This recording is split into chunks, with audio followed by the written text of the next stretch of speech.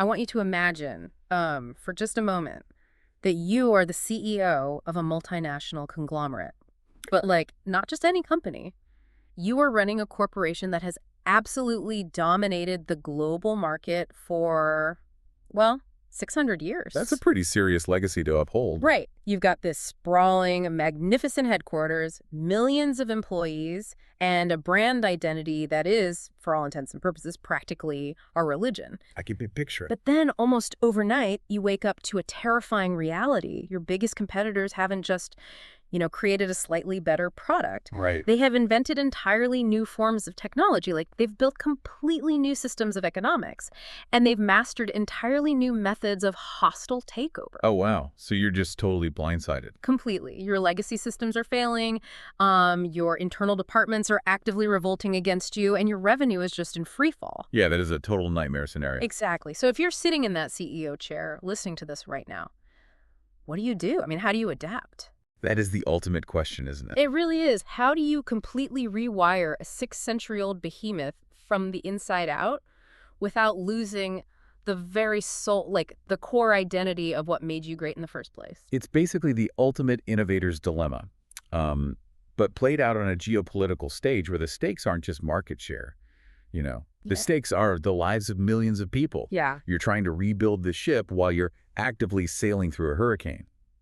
And meanwhile, the crew is, like, arguing about whether the new sails are an insult to the ship's legacy. That is just the perfect way to frame it. And that's exactly the scenario we are plunging into for today's deep dive. I'm ready for it. We are looking at this really dense, incredibly rich historical text that examines the late Ottoman Empire. So we're talking roughly from the year 1800 to 1919. A very chaotic period. Exactly. And our mission today is to explore what the source material brilliantly terms the dynamism amid disintegration of the Ottoman world. It's such a great phrase. It is. We are going to unpack how a massive, incredibly diverse empire dealt with the ultimate shock of modernity.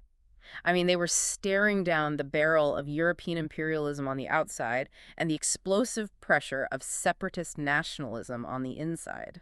And before we get too deep into the weeds here, we really have to establish the core thesis of our source material because it acts as the compass for everything we're going to discuss today. Right, lay it on us. When faced with these existential threats, Ottoman Muslims didn't just have one, unified reaction.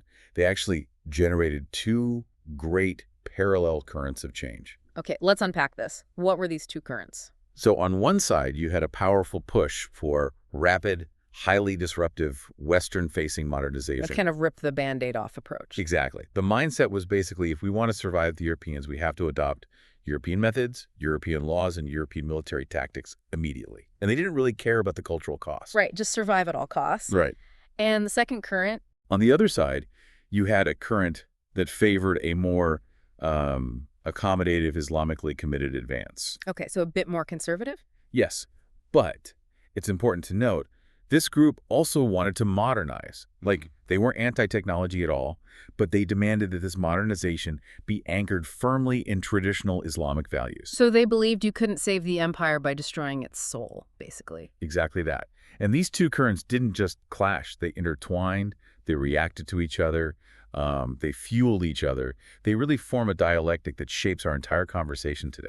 Wow, okay. So we really have to start with the visceral shock to the system. The immediate, terrifying threats that forced the Ottoman leadership to realize that the old ways were dead. Yeah, the wake-up calls. Because if I remember my history correctly, by the late 1700s, the empire wasn't exactly a tightly run ship. It was actually highly decentralized, right? That's a very fair assessment. The Sultan in Istanbul had power in principle, but in practice, local provincial warlords were kind of running the show. Yeah, Istanbul's reach was definitely slipping. And then, the outside world comes knocking violently. The European powers start looking at the Ottoman Empire, seeing this decentralization and asking what they ominously called the Eastern question. Which, if I translate that from diplomatic speak, basically means when this giant empire finally collapses, which of us gets the best pieces of the rubble? Pretty much, yes. And it wasn't just a theoretical question that they discussed over tea. It was forced upon the Ottomans by these dual catastrophes. Okay, what's the first one? First, you have the Ottoman-Russian War from 1768 to 1774. The Ottomans go into this war with their traditional massive armies. but they're fighting a newly modernized Russian military. Oh, man. I'm guessing the old tactics of just, like, overwhelming the enemy with sheer numbers and traditional cavalry didn't work out so well against modern artillery and disciplined infantry lines. It was an absolute slaughter. I mean, the war ends in sheer devastation with the Treaty of Kasuki-Narka. And what did that treaty do? Well, the Ottomans lose their monopoly over the Black Sea, which is just an economic nightmare. But far more devastatingly, they lose the Crimea to Russia. And losing the Crimea, like, that wasn't just losing a piece of land on a map. To the people living at the time, this had to feel like the sky was literally falling. Oh, it was a profound psychological trauma. The source text emphasizes this heavily. This is the very first time the empire had lost a territory populated overwhelmingly by Muslims. Oh, wow. I didn't realize that. Yeah, up until this point, the Ottomans had lost land in Europe, sure, but those were mostly Christian territories. Losing the Crimean Khanate completely shook the ideological foundation of the Ottoman Sultan. Because the Sultan's whole brand, like his ultimate legitimacy, rested heavily on his role as the Ghazi, right? The defender of Islam and the champion of the expanding frontier. Exactly that. When the Crimea falls, Muslims everywhere suddenly start to question if the Sultan can actually protect the global Muslim community anymore. That's a massive crisis of faith in the leadership. Totally.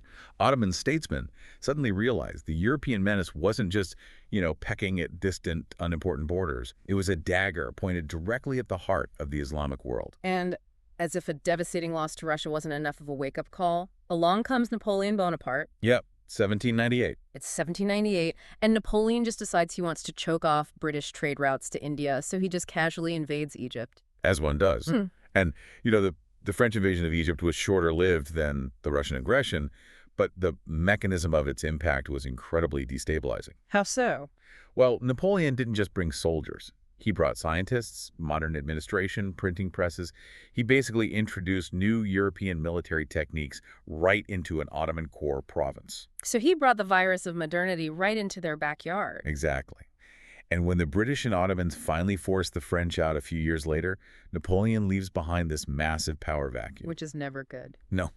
That vacuum eventually allows a really ambitious local military commander named Mehmed Ali to seize control of Egypt. Ah, I've heard of him. Yeah, and Mehmed Ali then starts building his own modernized European-style army and economy down in Egypt, which creates this massive internal threat that would just plague Istanbul for decades. So if you're the Sultan sitting in Istanbul, your literal nightmare scenario has arrived.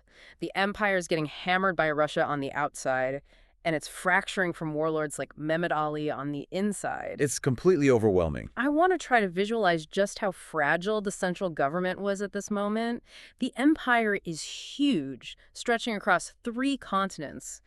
Did they even have the manpower to fight back at this point? To give you a sense of that staggering fragility, the source provides some numbers that are almost hard to believe. Okay, give them to me.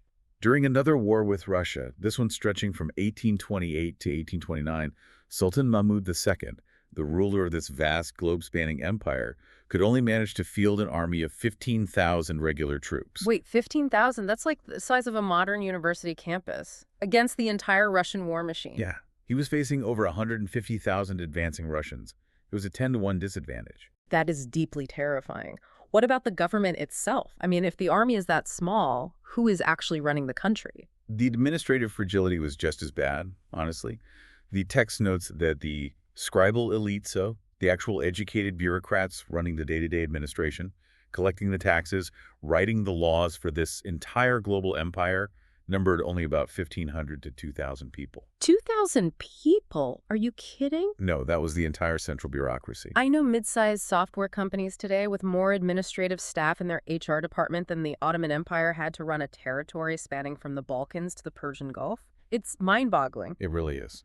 So let's look at Sultan Mahmud II. He takes the throne, looks at this absolute apocalyptic situation, and realizes he needs absolute centralized control and he needs a modern European-style army, like yesterday. Yes. But he has a massive, heavily armed problem standing in his way, right? And the Janissaries. The Janissaries. They're a fascinating case study in institutional decay. Well, historically, they were the traditional elite infantry of the Ottoman Empire. For centuries, they were the terror of Europe. They were the absolute cutting edge of military discipline. Right, they're legendary. But by the 1820s, they had devolved into something entirely different. They had become this archaic, undisciplined, heavily entrenched interest group. How does an elite military unit devolve into that? Like, did they just stop training? Basically, yeah, they stopped being a strictly military organization and deeply embedded themselves into the urban economy and society. Oh, interesting. They got involved in trades, they ran coffee houses, they controlled local guilds. They essentially became a mafia running a massive protection racket on the state and the citizens of Istanbul, Wow, okay. and militarily. They fought terribly on the battlefield. They flat out refused to adapt to modern drilling or modern firearms. And whenever a sultan tried to reform them, Let me guess, they didn't just write an angry letter to their union rep. not quite, they revolted. Mm-hmm. And in previous generations, they had literally murdered sultans who tried to change their privileges. They essentially held the state hostage. This brings me to my absolute favorite analogy for this era. Think about that legacy tech company we talked about earlier. Right.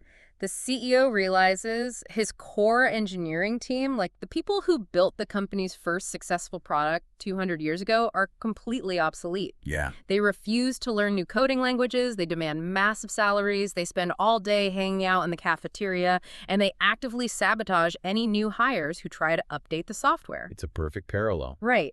Now, in a normal corporate environment, you offer severance packages, maybe some early retirement buyouts. But Sultan Mahmud II, he literally brings in a SWAT team, barricades the engineers in their department, and uses heavy artillery to blow the building to pieces. That is barely an exaggeration of the historical reality, to be honest.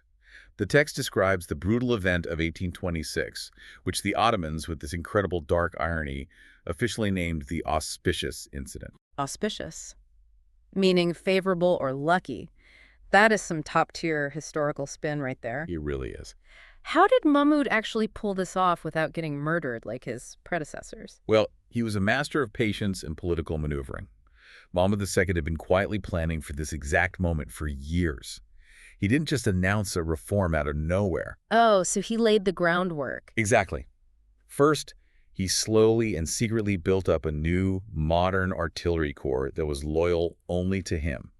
And he made sure the religious scholars were on his side, which was crucial. Smart. Only when the trap was fully set did he announce a modest plan to drill a few Janissary units in modern European methods. Which he knew would set them off. Oh, absolutely. As he entirely predicted, the Janissaries were furious. They revolted, they overturned their soup kettles, which was their traditional symbol of rebellion, by the way, and they barricaded themselves inside their massive barracks complex right in the center of Istanbul. So they play right into his hands, they concentrate themselves in one place, and then Mahmud plays his trump card. He does something incredibly powerful here. He declares religious war on his own army. Whoa. Yeah, he unfurls the Sankak-e-Sharif, the sacred banner of the Prophet Muhammad, calling all true believers to stand by their sultan against these rebels. Then he brings up his newly trained loyal artillery corps, surrounds the barracks, and they just open fire. Oh, wait, they don't even try to arrest them. No negotiations. They literally blew the barracks to pieces with the Janissaries inside. Whoever survived the bombardment was hunted down on the streets and executed. Mahmud eradicated a centuries-old institution in a single afternoon. That is brutal. So the old guard is literally reduced to rubble. And once the smoke clears, Mahmud doesn't just build a new army, right? He goes full autocratic micromanager. He forces the entire company to wear a new uniform just to prove a point about corporate culture. Yes, the dress revolution of 1829. With the Janissaries gone, Mahmud creates a new army, which he optimistically names the trained victorious soldiers of Muhammad. Catchy. Very. And he gives them modern European-style uniforms. But the most iconic disruptive change was the headgear. The hats. Exactly. Hmm. He banned the traditional turbans for all civil officials and the military and introduced the fez. Which is so wild to think about, because if you asked anyone today to picture a traditional Ottoman, they picture a guy wearing a red fez. Right. But back then, putting on a fez was the equivalent of a mandatory Steve Jobs turtleneck. It was this stark, radical, incredibly controversial symbol of westernization. How did people react to that? I imagine you can't just tell a guy to take off his turban and expect him to be happy about it. Oh, it was deeply traumatic for many. You see, the turban wasn't just a hat. It was a highly complex visual language. What do you mean? Well, the size, shape, and color of your turban told everyone on the street your social class, your profession, your religion, and your rank. It was essentially your entire identity wrapped around your head. Wow, okay. And the fez erased all of those visual cues. It was forced homogenization. Everyone in the bureaucracy now looked exactly the same. I can see why people hated it. But the underlying logic here, the why of Mahmud's brutality and his clothing mandates, is crucial. He wasn't just being a tyrant for the fun of it. This is what historians call defensive modernization. Defensive modernization, okay. Instead of doing things, because that's how my grandfather did it, the state suddenly became obsessed with efficiency. Everything became a math problem to be solved to ensure the empire survived against Russia and Europe. So if the old system was based on custom, the new system has to be based on cold, hard logic. Systematized, rationalized, and designed to save the state at all costs. Precisely. You see this rationalization spread into every corner of the government. Take diplomacy, for example. Yeah. For centuries, the Ottomans had never maintained permanent embassies in Europe. They thought it was beneath them. Like, if the Europeans wanted to talk, they could come to Istanbul. A bit of a flex, honestly. It was. But by 1793, they realized they were flying blind. So they start setting up permanent embassies in London, Paris, and Vienna because they desperately need to understand the European balance of power just to survive. Makes sense. They rationalized the penal code. They centralized provincial administration, pulling power away from those local warlords we talked about. Mahmud even fundamentally changed how the bureaucrats got paid. How so? He forced the scribes onto fixed state salaries instead of letting them collect traditional, arbitrary fees from citizens.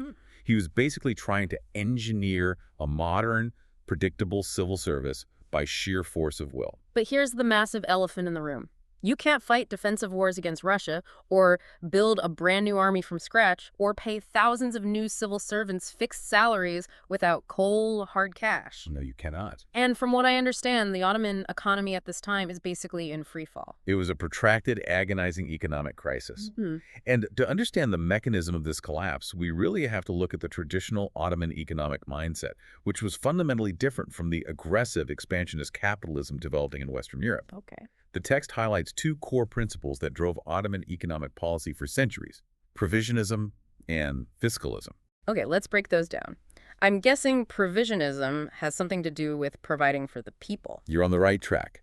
Provisionism meant the state's absolute primary economic goal was to maximize the supply of goods in the domestic market. Keep the shelves stocked. Exactly. The nightmare scenario for an Ottoman sultan was a bread riot in Istanbul. So, to prevent scarcity and keep prices low for consumers, the state heavily managed trade. In international terms, this meant they actually preferred imports over exports. Wait, they wanted to keep everything inside, so they treated exports almost like a modern state treats treason. Like, they wanted foreign goods coming in, but they strictly regulated or even banned their own raw materials and goods from leaving the empire. That is a great way to put it. Yeah. It is the exact polar opposite of European mercantilism, where states like Britain and France wanted to hoard gold by exporting everything they produced and importing as little as possible. Right. And what about fiscalism? Fiscalism meant maximizing state revenue to keep the imperial treasury full. And they didn't do this by encouraging free enterprise. How did they do it? They did it through heavy state monopolies, internal tolls, and the government essentially forcing producers to sell goods directly to the state at far below market prices. Okay, I can see how that works brilliantly in the 1500s when you are a self-contained, expanding agrarian empire. Right. But fast forward to the 1800s, Europe is in the middle of the Industrial Revolution. They are churning out cheap, mass-produced textiles and goods. They are desperately looking for new markets to dump them in, and they are ravenous for raw agricultural materials to feed their factories. Yes. The Ottoman system of hoarding goods and restricting exports seems completely incompatible with this new reality. Incompatible and highly vulnerable. And this vulnerability is blown wide open in 1838 with the Anglo-Ottoman Commercial Treaty. Hold on, I'm struggling with the logic here. If their whole economic system is designed to protect the domestic market, why would they sign a treaty in 1838 that I'm assuming favors the British? Were they just economically blind? It looks completely suicidal in hindsight. But you have to look at the immediate political terror the Sultan was facing. Remember Mehmed Ali, that ambitious warlord down in Egypt we mentioned earlier? Right, the guy building his own modern army in the power vacuum Napoleon left behind? Well, by 1838, Mehmed Ali wasn't just staying in Egypt. He had marched his highly disciplined army up through Syria, utterly crushed the newly formed Ottoman army in battle, and was actively marching toward Istanbul. Oh, wow. The Sultan was days away from losing his throne to his own vassal. So the Ottomans were desperate for British diplomatic and military support to stop Mehmed Ali. And I'm guessing the British didn't just offer that for free. Exactly. The British agreed to save the empire, but they demanded a heavy price. Unprecedented economic access. So it was literally a matter of survival. Better to be economically exploited by the British than physically overthrown by an Egyptian warlord. What did the treaty actually do? The 1838 treaty was a sledgehammer to the old Ottoman economy. It introduced free trade, capping import duties at a tiny 5% and export duties at 12%. Oh, wow. More devastatingly, it completely abolished all Ottoman state monopolies. British merchants, and soon other European merchants, were suddenly allowed to travel anywhere in the empire and buy raw materials directly from the producers, completely bypassing the state. So they essentially pried the Ottoman market wide open by force of a signature. How fast did the damage happen? Incredibly fast. The text notes that this treaty marks the empire's dependent integration into the global economy. The structural mechanism of the economy inverted. Meaning what, exactly? The Ottoman Empire became an exporter of raw agricultural materials, feeding European factories, and a captive market for cheap European industrial goods. Traditional Ottoman guilds, which made textiles and crafts by hand, were utterly decimated by the flood of cheap British machine-made goods. That's devastating for the local economy. It was. State expenditures tripled as they tried to buy modern weapons to keep up. Budget deficits exploded. And to pay for it all, the state resorted to the steepest currency debasements in Ottoman history. They just kept minting coins with less and less silver in them, effectively destroying the purchasing power of the average citizen. The economy was staggering. Okay, let's pause and look at the human element here, because this is wild. The state is effectively going bankrupt. The money in your pocket is losing value every day. European merchants are flooding your local bazaar and putting your guild out of business. Yeah. The Sultan just blew up the centuries-old military institution and is forcing you to wear a strange new hat. The world feels like it is literally ending for your average Ottoman subject. It was a very dark time for them. And this is exactly the moment the source text introduces a Kurdish Sufi mystic. Yes. I have to admit, when I was reading the source, I had to double-check to make sure I hadn't skipped a chapter. The economy's tanking, the British are taking over trade, the state is in crisis. Why on earth are we talking about a Sufi mystic right now? How does this connect to macroeconomic collapse? I love this pivot in the narrative, I really do, because it highlights how humans actually cope with massive, terrifying structural shock. When the material world falls apart, when your job disappears and your government seems alien to you, people naturally seek a spiritual anchor. Right.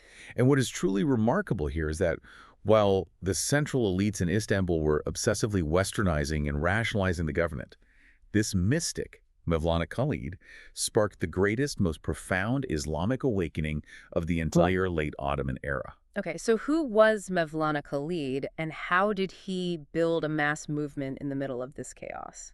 Well, Mevlana Khalid was born in Ottoman Kurdistan in 1776. He was a brilliant scholar who traveled to India and became a deputy of a deeply reformist, strict branch of the Naqshbandi Sufi order. Okay. When he returned to the Ottoman lands, he founded his own movement, the Khalidiyya Naqshbandiyya, and it exploded in popularity. He won hundreds of thousands of followers in Iraq, Syria, Eastern Anatolia, and right into the heart of Istanbul. But why? What was the secret sauce of this specific movement? There were plenty of Sufi orders in the empire. Why did the Khalidiyya resonate so powerfully during this specific time of crisis? It came down to two very specific, intensely powerful practices that he mandated for his followers. The first was a meditative practice called rabita. Rabita, what does that involve? It was a strict requirement for the disciple to maintain a constant, intense meditative concentration exclusively on the mental image of the sheikh, meaning Mevlana Khalid himself. Wait, you mean physically visualizing his face? Literally holding the mental image of his face and his spiritual presence in your mind. And Khalid insisted that his followers meditate only on him, not of the local deputies who might have introduced them to the order. That's interesting. Now, on the surface, it might just sound like an intense spiritual exercise. But think about the organizational mechanism at play here. Right. In an empire that is vast, geographically fragmented, and politically crumbling, Rabita created a powerful, centralized, unified network. Oh, I see where this is going. Every single follower, whether they were a bazaar merchant in Damascus, a farmer in Kurdistan, or a civil servant in Istanbul, was psychologically anchored to the exact same central figure. It bypassed all local hierarchies and tribal loyalties. Wow, if you're visualizing this in modern terms, it's like he built a spiritual intranet. like a closed, highly secure network of absolute loyalty where every node connects directly to the mainframe. That is a phenomenal analogy. Mm, It provided immense psychological stability. yeah. And the second practice makes this network even more potent. Mm. It was called Kalvet dar Anjuman, which translates beautifully to solitude within society. That sounds like an oxymoron. How can you be solitary in society? Right, well, it was a radical departure from how many other Sufi orders operated. Traditionally, if you wanted to achieve deep spiritual solitude and find God, you retreated from the world. You went to a cave or a mountaintop or a secluded lodge. Sure, the typical ascetic monk vibe. Exactly. But the Khalidiyya taught the exact opposite. They taught that you must find your spiritual solitude and your connection to God while remaining actively engaged in the chaotic social, economic, and political world. So no running away. Nope. You don't retreat from the collapsing economy. Yeah. You participate in it, you work hard, you engage with politics, but you maintain your internal spiritual discipline. Okay, so who is drawn to a message like that? The sociological data in the text is very clear. Propertied elements, bazaar merchants, landowners, provincial elites, essentially the emerging conservative bourgeoisie. The exact people who are getting battered the hardest by the influx of cheap European goods and the new confusing government regulations. Yes. The Khalidiyya gave them exactly what they needed to survive the 19th century. Which was what? It gave them a networked community of trusted peers for business. It gave them a shared psychological anchor. And it provided a strict moral framework. They strictly observed Islamic law, the Sharia, which gave them impeccable credibility, even with the rigid religious scholars of the era. This is a light bulb moment. So it looks on the surface like a traditional religious revival, but functionally, under the hood, it is a modern, highly networked, politically active support group for the middle class. That is the core insight. If we connect this to the broader thesis we established at the beginning, this is the birth of that second great current of change. Accommodative advance. Exactly. There's a modernizing, adaptive movement, heavily engaged in the realities of the 19th century, but masked as traditional spirituality. It gave conservative Muslims the psychological and social tools to navigate the shock of modernity without simply surrendering to westernization. That is absolutely brilliant. It's like installing a brand new operating system, but keeping the classic user interface so everyone feels comfortable using it. Exactly. Okay, so we have this massive tension building. The state is westernizing by force. The people are organizing through spiritual networks. And then in 1839, Sultan Mahmud II, the guy who blew up the Janissaries, finally dies. Yes, the end of an era. When an autocrat who has spent his entire life crushing rivals and centralizing power suddenly dies, there is inevitably a massive power vacuum.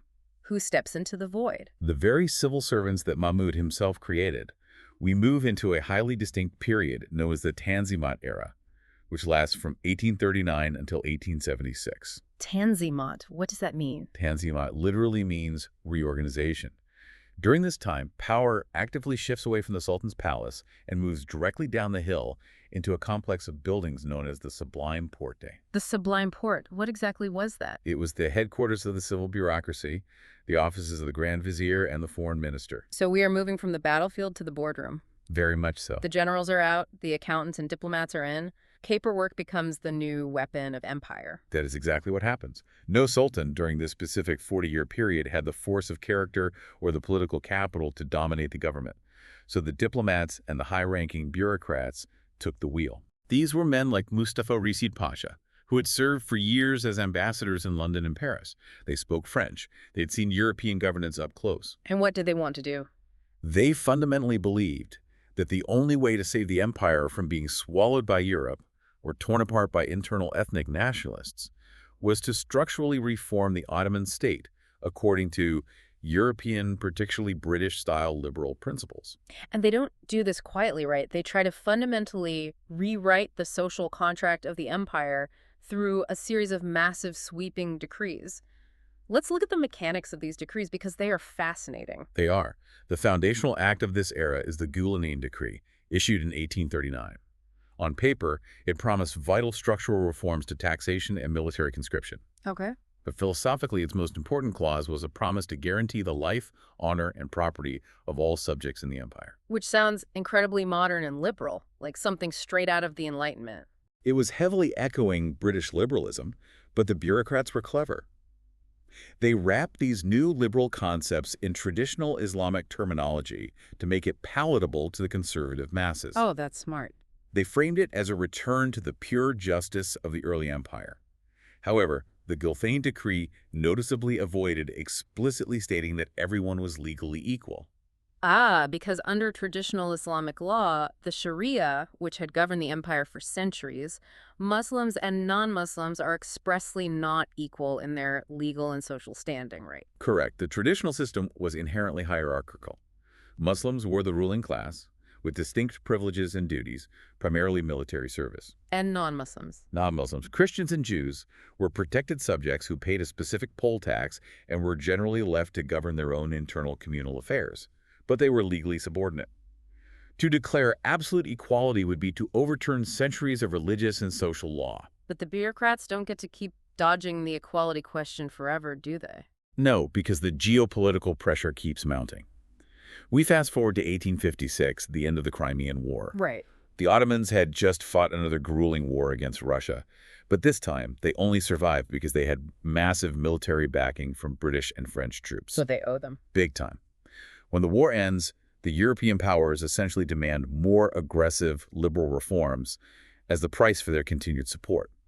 They want the Christians in the Ottoman Empire to have full, explicit equality. So the bureaucrats issue the Reform Decree of 1856. And this one drops all the subtlety. Completely. It explicitly, undeniably states the absolute equality of non-Muslims with Muslims in all matters. It opened public office and military service to all religions, and it strictly forbade any official language or documents that held one community lower than another. Wow. This leads to this grand, overarching concept the bureaucrats try to invent from scratch, which they called Ottomanism, or Osmanluk. Yep. They are looking at this incredibly fractured empire, Arabs, Turks, Kurds, Greeks, Armenians, Jews, Christians, Muslims, and they realize they desperately need a new glue to hold it together because religion isn't working anymore. Exactly. The 1856 decree actually calls for the creation of heartfelt patriotic bonds among all subjects. And I have to say, if you have ever worked in a corporate environment, comparing Ottomanism to trying to manufacture patriotism by decree is almost comical. It really is. You can't just send out a memo from the Imperial HR department that says, effective immediately, everyone must now feel heartfelt patriotic bonds toward each other, regardless of centuries of history. It ignores everything about human nature and tribalism. Totally. How did the actual citizens on the street react to this? Especially the conservative Muslims who, for centuries, were legally and socially at the top of the hierarchy and are now suddenly being told by a secular bureaucrat that they are equal on paper to everyone else.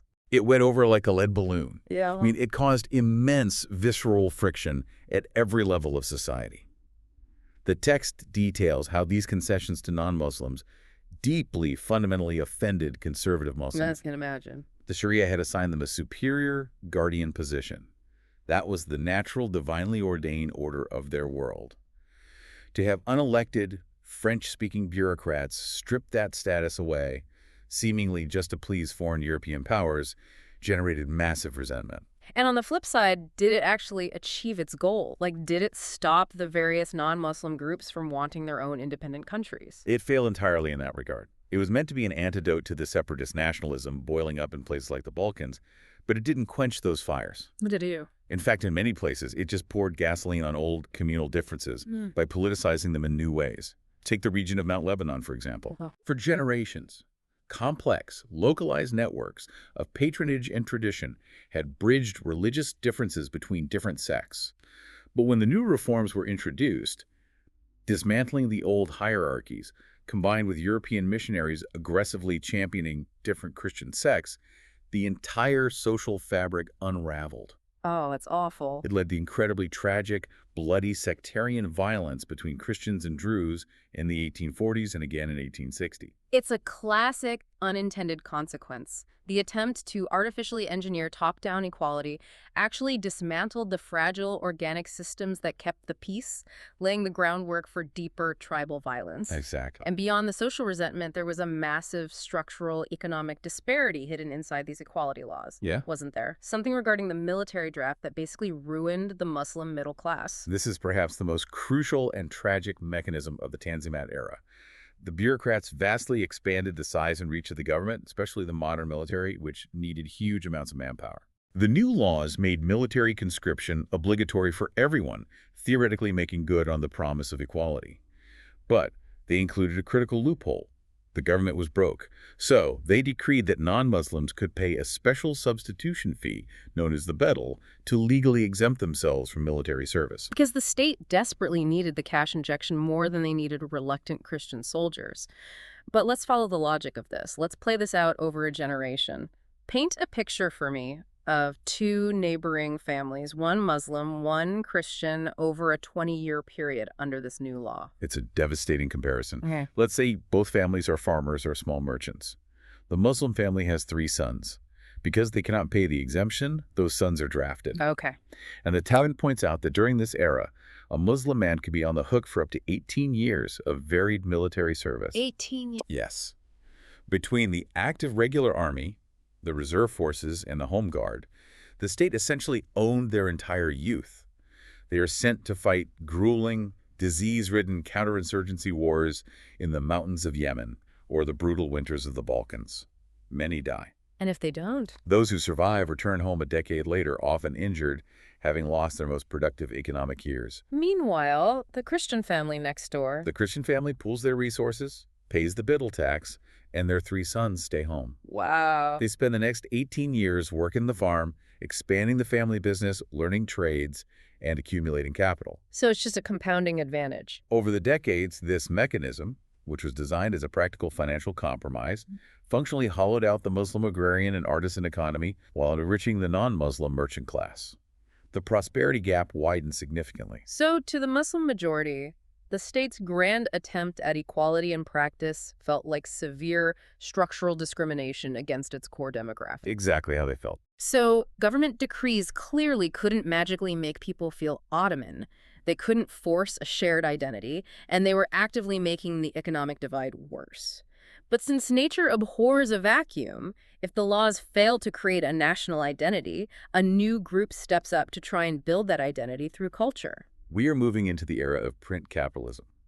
By the 1860s, a new, highly educated intellectual class has emerged in the empire. Who are they? They are the direct products of the new secular state schools the bureaucrats built. They work in the government translation bureaus. They read Rousseau and Montesquieu. They speak fluent French. Okay, so the young intellectuals. Yes. And around 1865, they formed the first modern-style political opposition movement in Ottoman history. They call themselves the Young Ottomans. And because there is no such thing as free speech or a free press in the Ottoman Empire, they can't exactly hold a rally in the center of Istanbul, so what do? They get funded by a wealthy, alienated Egyptian prince named Mustafa Fazil, and they flee. They move to Paris and London to run their operations far beyond the reach of the Ottoman censors. Smart move. From Paris, they begin publishing newspapers and journals, which were then smuggled back into the empire. This is the true takeoff of Ottoman print capitalism. And they aren't just writing dry political essays. No, not at all.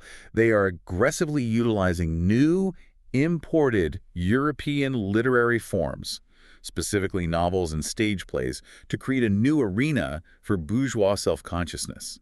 They wanted to imagine and disseminate a modern, yet uniquely Ottoman Islamic culture. Which brings us to what I think is the most hilariously complex challenge in literary history. Here is where it gets really interesting. Oh, I know where you're going with this. If you are an Ottoman intellectual sitting in a cafe in Paris, and you want to write a modern Western-style novel or a thrilling stage play to spread your progressive political ideas, inherently, the structural mechanics of a 19th century European story require a romance plot. Boy meets girl, they fall in love, societal obstacles ensue, they overcome them, resolution. Right, the classic formula. But you are writing for an audience back home where Islamic gender norms strictly, unequivocally prohibit non-related males and females from interacting. They are not marem. Yes. So how on earth do you write a boy meets girl story when it is literally socially illegal for the boy and the girl to be in the same room together? It challenged their authorial ingenuity to the absolute breaking point. The narrative contortions these writers went through are incredible, and they give us a profound insight into the changing social expectations and the deep contradictions of the era. Okay, give us an example. The prime example the source text provides is a writer named Namik Kemal, one of the leading, most charismatic figures of the young Ottomans. In 1873, he wrote a stage play called Vatan Yahud Silistra, which translates to Fatherland or Silistria. And this play wasn't just a niche piece of art, it was a massive, riot-inducing blockbuster hit. It basically launched modern Turkish theater. Let's talk about the plot of this play, because it is pure melodrama, but mathematically designed to solve this exact interaction problem. The play opens, and the hero, a dashing young officer named Islam Bey, whose name literally translates to Mr. Islam, is about to leave for the front lines to fight the Russian army. A bit on the nose with the name, but okay. Namik Kemal needs to get his hero and the heroine together to establish the romance quickly before the army marches out. So how does he bypass the social rules? How does he do it? Islam Bey literally climbs in through the heroine's window. Just completely bypasses the front door, the chaperones, the entire social code, just straight through the window to declare his love? It's the only dramatic, plausible way to make it happen without ruining her public reputation. The heroine is named Zekia, which translates to Miss Intelligent.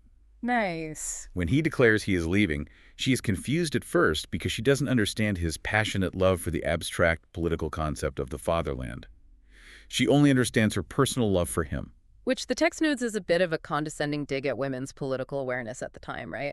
The idea being that women only understood personal emotion, not grand political ideals. It's exactly right. So Islam Bey leaves for the war. Zekia, driven by love and desperate to be with him, takes drastic action. She disguises herself as a male soldier and secretly follows his unit to the fortress of Silistria, which is under siege. And this is the sheer absurdity and brilliance of the writing. Namik Kemal has to write a high-stakes war epic involving disguises, explosives, a desperate siege by the Russian army, just to logically construct a scenario where a boy and a girl can be in the same room talking to each other for the rest of the play. Because she's dressed as a guy, they can hang out in the barracks. It solves the logistical problem perfectly. As male comrades, they can interact freely. They even go on a daring, heroic raid together to blow up the enemy's ammunition depot. This is a great movie waiting to happen. And then, in the climax of the play, after the battle is won, she discovers that the commander of the fortress they just saved is actually her long-lost father. Because of course he is. It's classic 19th century melodrama. With her father present to act as her legal guardian, she can finally reveal her true identity.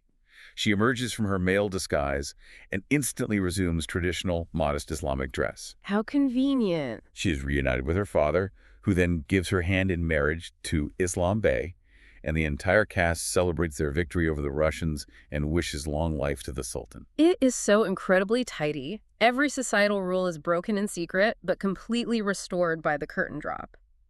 But what is the actual political subtext here? Like, why was this play so dangerous that the Ottoman censors absolutely freaked out, shut down the theater, and exiled Namik Kemal after it caused public demonstrations? Because it exposes the fundamental fatal contradiction of the bureaucrats' egalitarian Ottomanism. The Tanzimat bureaucrats wanted a secular state where everyone was just a citizen, motivated by a shared love of the state. But Namik Kemal's play revealed a much deeper, uncomfortable truth to the audience.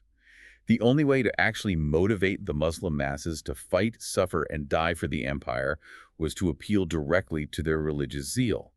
That is why the hero is literally named Mr. Islam, not Mr. Ottoman. Wow, that's profound. Patriotism had to temporarily overrule Islamic gender norms to get the hero and heroine together to fight the existential enemy.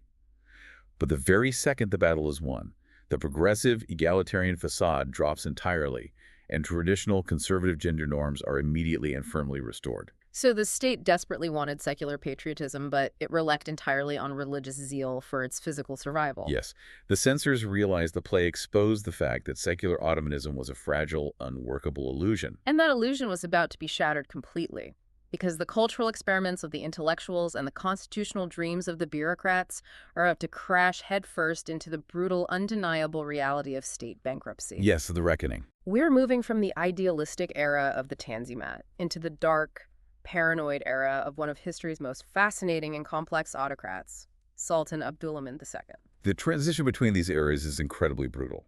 By 1875, after decades of taking out massive foreign loans from London and Paris at exorbitant interest rates just to keep the government functioning and the army equipped, the Ottoman state goes officially, undeniably bankrupt. They just ran out of money. They default on their sovereign debt. And the European powers, whose banks hold that debt, don't just forgive it, they act. In 1881, they forced the Ottoman government to accept the creation of the Public Debt Administration, or the PDA. You need to explain the mechanics of the PDA because on paper, it sounds like a boring international accounting firm. But in reality, it is an instrument of raw, suffocating financial terror. How did it actually work? The PDA was a massive semi-colonial international agency staffed by thousands of European officials stationed right inside the Ottoman Empire. They weren't just advising the Sultan, they were given direct, absolute, sovereign control over 6 major streams of Ottoman tax revenue. Wait, they collected the taxes themselves. Yes, they directly controlled the salt tax, the silk tax, the stamp tax, the spirits tax, the fisheries tax, and parts of the tobacco revenue. That is insane. The European officials collected the money directly from Ottoman citizens, bypassed the Ottoman treasury entirely, and routed the funds straight to Europe to pay off the bondholders. If you're listening to this, try to imagine the sheer humiliation of that. Imagine a foreign coalition setting up a massive office complex in Washington, D.C., legally taking over the IRS, and directly routing a third of all federal income tax straight to foreign capitals to pay off national debt while the government just has to sit there and watch. The loss of sovereignty is almost unimaginable. It restored international financial order, yes, but it was a devastating daily humiliation. And on top of this financial collapse, the empire fights yet another disastrous war with Russia in 1877, losing massive vital territories in the Balkans and eastern Anatolia. It just keeps getting worse. Millions of Muslim refugees flood into the shrinking borders of the empire. So into this absolute apocalyptic nightmare steps Abdulhamid II. He comes to the throne in 1876. To appease the liberals and the Europeans, he briefly accepts a constitution and allows a parliament to form, right? Briefly, yes. But the second the Russian war goes badly, he suspends the constitution indefinitely, throws out the parliament, and centralizes all power directly onto himself. This begins the Hamidian era, lasting from 1876 to 1909. Abdulhamid II abandons the Sublime Porte, stripping the bureaucrats of their power, and moves the center of government to his secluded, heavily fortified Yildiz Palace. And he rules through absolute fear and micromanagement, from what I read. Oh, definitely. He was profoundly terrified of assassination, and, well, given the anarchist movements running rampant across Europe and Russia at the time, murdering kings and czars, his fear wasn't entirely baseless. To protect himself, he builds a vast, suffocating network of spies and informers. How did that spy network actually function on the ground? Was it just government agents, or was it neighbors spying on neighbors? It permeated society. He utilized the newly built telegraph lines to receive a daily deluge of intelligence reports, known as journals, from every corner of the empire.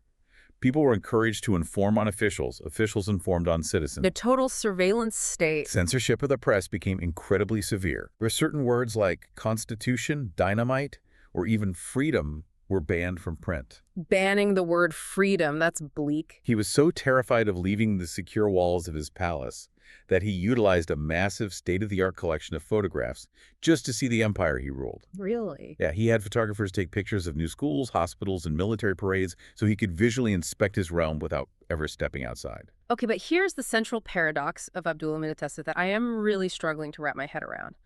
How can a ruler be simultaneously a paranoid autocrat, hiding behind high palace walls, reading spy reports all day, and also be the greatest builder of modern infrastructure and education the empire had ever seen? Because if you look at his resume of public works, it is staggering. It is the defining tension of his entire reign.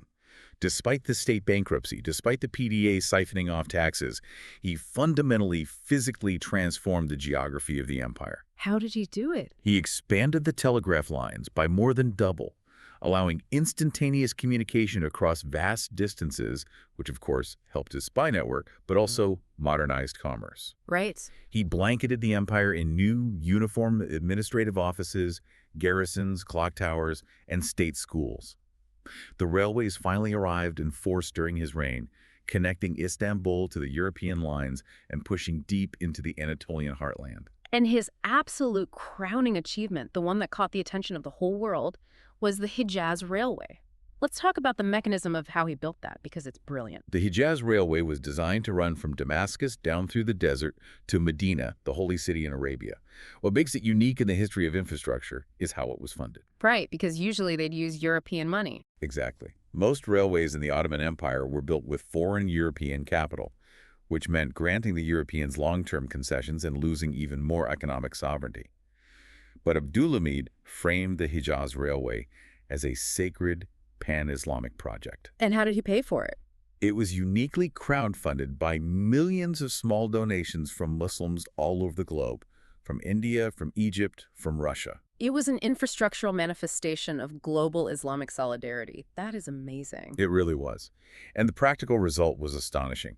It cut the brutal travel time for pilgrims going on the Hajj from 50 grueling days by camel caravan down to just 7 days by train.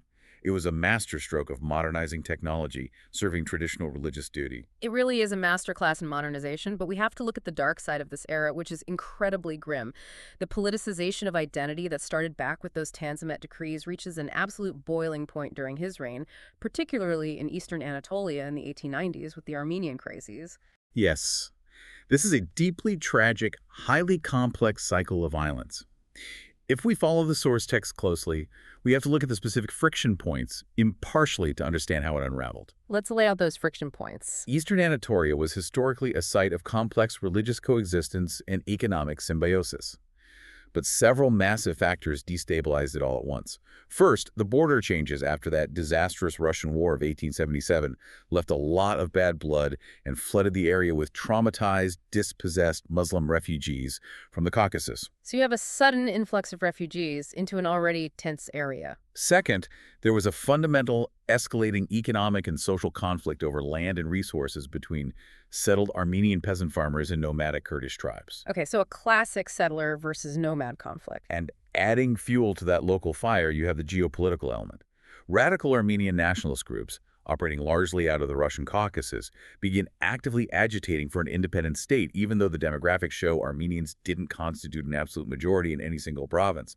And this is where Abdulhamid's response turns a volatile situation into a catastrophe. Driven by his extreme paranoia regarding security threats and Russian influence, he created something called the Hamidian Cavalry. What were they? These were irregular military regiments recruited primarily from those same nomadic Kurdish tribes, commanded by their own tribal chiefs and given state backing and modern weapons. He essentially armed one side of a deep, pre-existing social and economic conflict. Which is like trying to put out a localized fire by throwing a grenade into it. It was disastrous. The Armenian peasants' historical fears of the nomads reached new heights. What followed was a three-crested surge of terrible violence. Walk us through what happened. First, there was an Armenian rising at Serian in 1894 that was forcibly and brutally repressed by the state and the cavalry. Then, an Armenian demonstration in Istanbul in 1895 triggered widespread, horrific intercommunal violence across Anatolia. It just cascaded. And finally, in 1896, radical Armenian revolutionaries dramatically seized the Ottoman Bank headquarters in Istanbul, hoping to force European intervention, which only triggered another wave of brutal reprisals. So it was a tragic, self-feeding cycle of nationalist agitation, brutal state repression, and intercommunal violence that left the region utterly devastated. Yes. It's the ultimate failure of the whole Tanzimat dream of Ottomanism.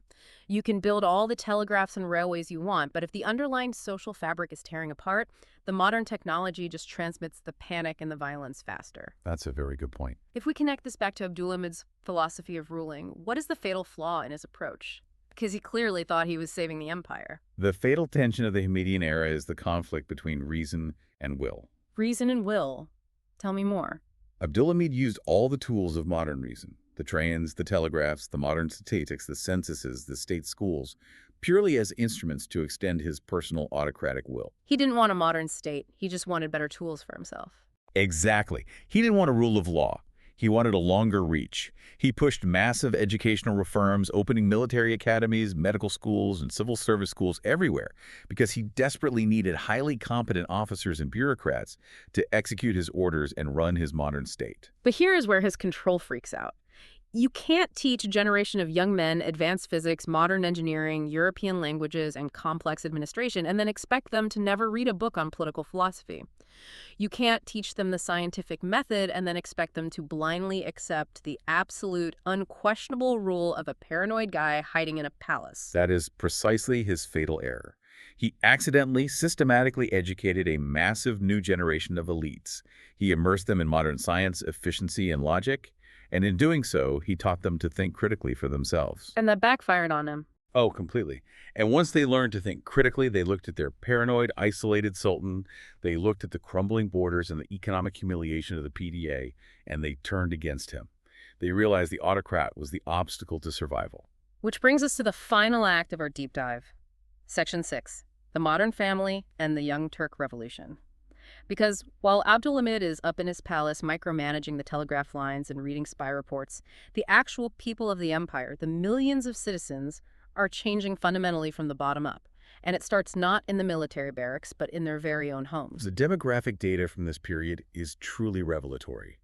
We start to see a profound shift in how the society functions at a microscopic level. By 1907, census data shows that 46% of Muslim households in Istanbul had 3 or fewer members. 3 or fewer. That means the massive, multi-generational, extended patriarchal families you read about in history books were disappearing in the capital. They were becoming modern nuclear families. Yes. Furthermore, the practice of polygyny, having multiple wives, which was often stereotyped by Europeans as rampant, was practically non-existent in Istanbul. It was practiced by under 3% of the population. It's a huge shift from the stereotype. It is. And crucially, fertility rates were actively declining. The text points out that birth control, specifically the practice of withdrawal or azil, which was traditionally sanctioned by Islamic jurisprudence, was in wide, intentional use. Istanbul family structures were starting to look much more like those in European Mediterranean cities than the rural Anatolian heartland. And as the physical size of the family shrinks, the space for the individual voice grows, particularly for women. We see a dramatic rise in women's public voices. The first magazine, produced entirely by Ottoman Muslim women, appears in 1883. We see the first recognized Ottoman woman novelist, Fatma Ali, publishing under her own name in the 1890s. Things are really changing. The social fabric is stretching in unprecedented ways. Women are attending state schools for girls, becoming teachers. Male doctors and music teachers are routinely entering the harems of elite households.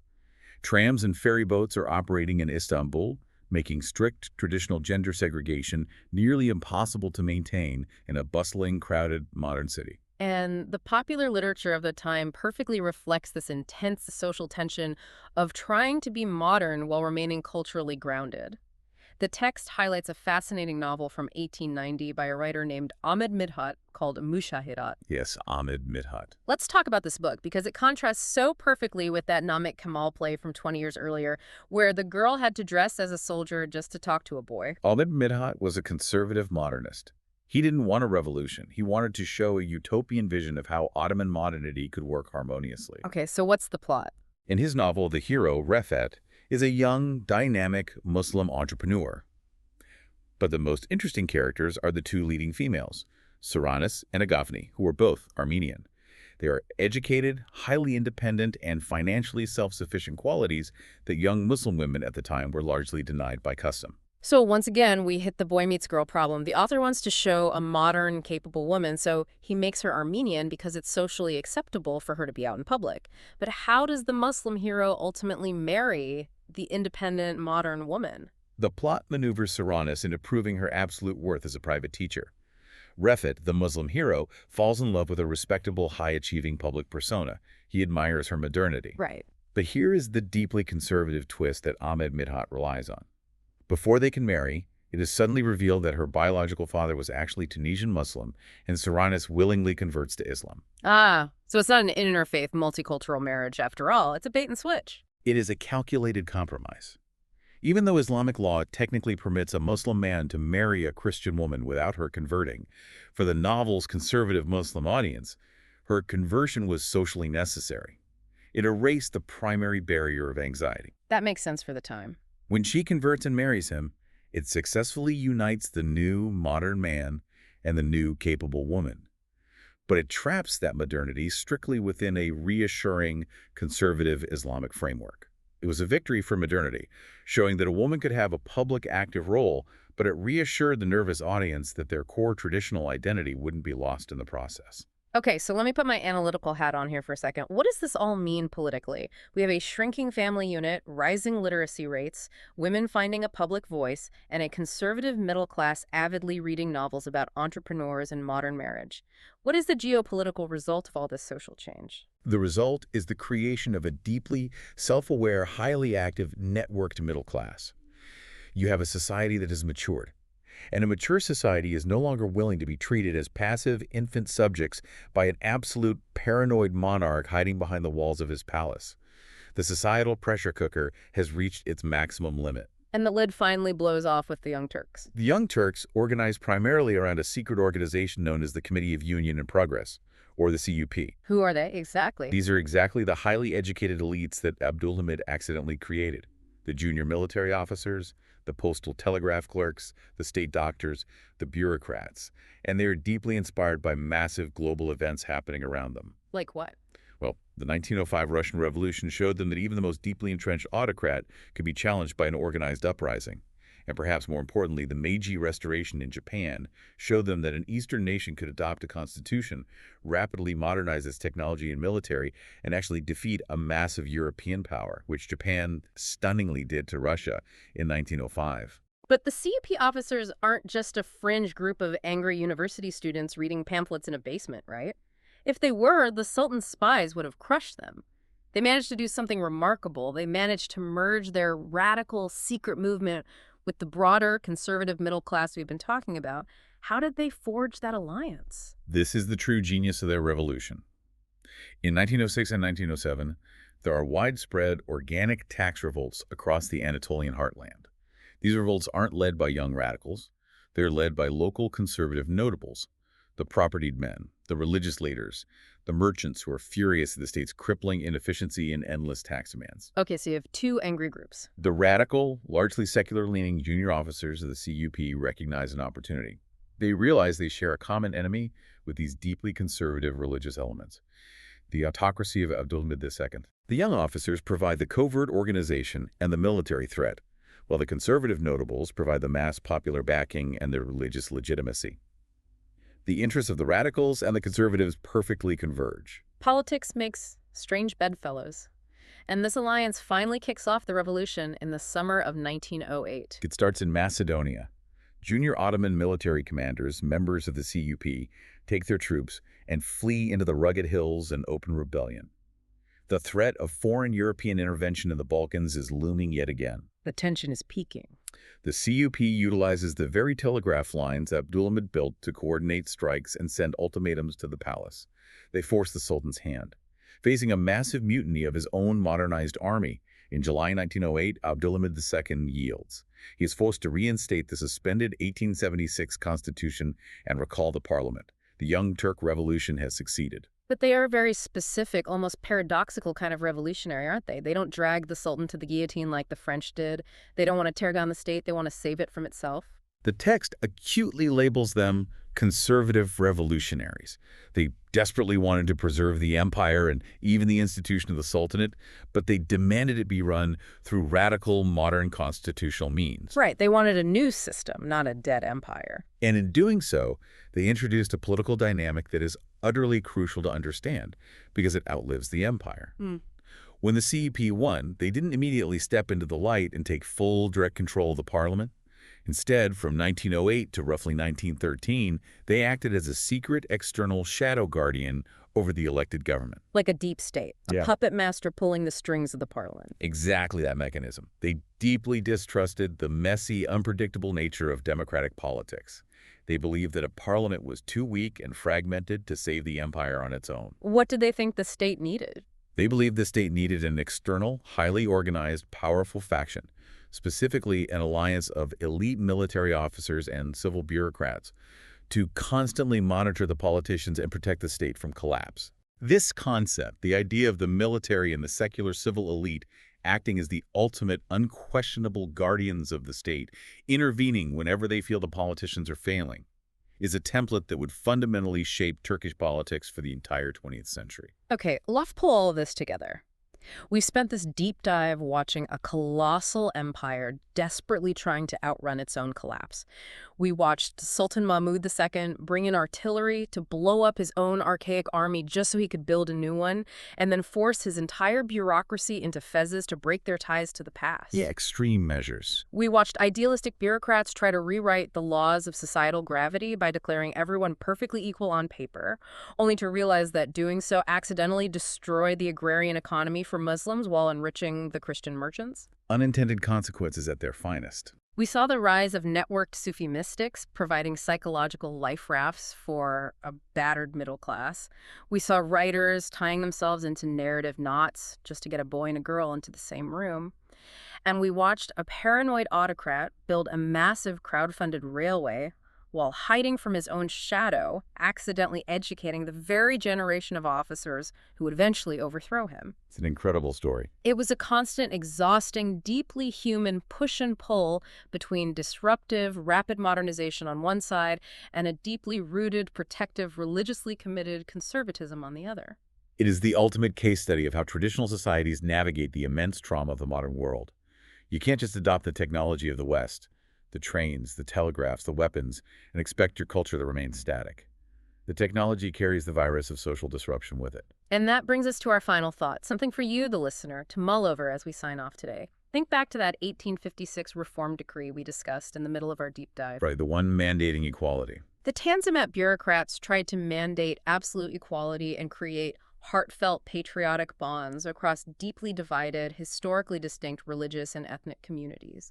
It was a beautifully progressive memo. It looked fantastic on paper, But in reality, but in reality, on the ground, ignoring the deeply held traditional hierarchies and forcefully trying to artificially engineer a new shared identity actually accelerated polarization, deep resentment, and ultimately tragic sectarian conflict. which is a heavy lesson. So here is the question for you to explore.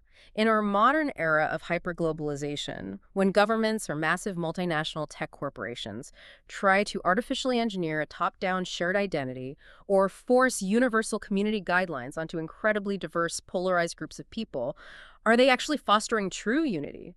Or, despite their best intentions, are they accidentally laying the exact groundwork for deeper tribalism and fracture?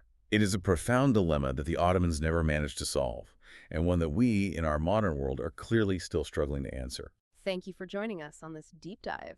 Keep questioning the forces that shape our world, and we'll see you next time.